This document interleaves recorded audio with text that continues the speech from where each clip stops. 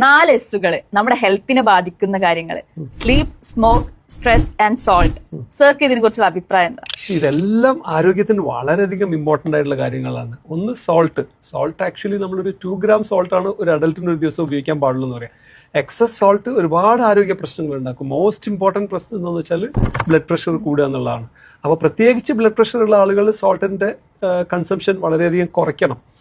പിന്നെ മറ്റൊന്ന് സ്മോക്ക് വളരെയധികം ഇൻജുറീസ് ആണ് ഇതുകൊണ്ടുണ്ടാകുന്ന ഒരുപാട് അപകടങ്ങൾ. ക്യാൻസർ മുതൽ ഹാർട്ട് അറ്റാക്ക് മുതൽ നമ്മുടെ കാല് മുറിച്ച് കളയേണ്ട രോഗം വരെ, പെരിഫറൽ വാസ്കുലർ ഡിസീസ് വരെ വരാവുന്ന സംഗതിയാണ് ഈ സ്മോക്ക് എന്ന് പറയുന്നത്. പിന്നെ സ്ട്രെസ്സാണ് ആക്ച്വലി നമ്മുടെ ബോഡിയിൽ ഉണ്ടാകുമ്പോൾ ഒരുപാട് ഹോർമോൺസ് നമ്മുടെ ബോഡിയിൽ റിലീസായി കഴിഞ്ഞ് അത് നമ്മുടെ ഓരോരോ കോശങ്ങൾക്കും ഡാമേജ് വരുത്തുന്നതാണ്.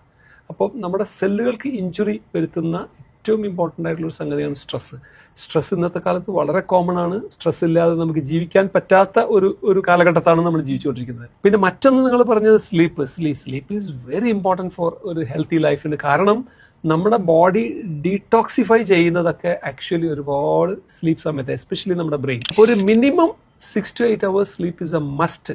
അതാണ് ഇന്നത്തെ ന്യൂ ജനറേഷൻ ആക്ച്വലി തീരെ ശ്രദ്ധിക്കാതെ പോകുന്നൊരു കാര്യം. അത് മിനിമം 6 hours, മാക്സിമം 8 hours. ഇതിൻ്റെ ഇടയിലാണ് എപ്പോഴും നല്ലത്.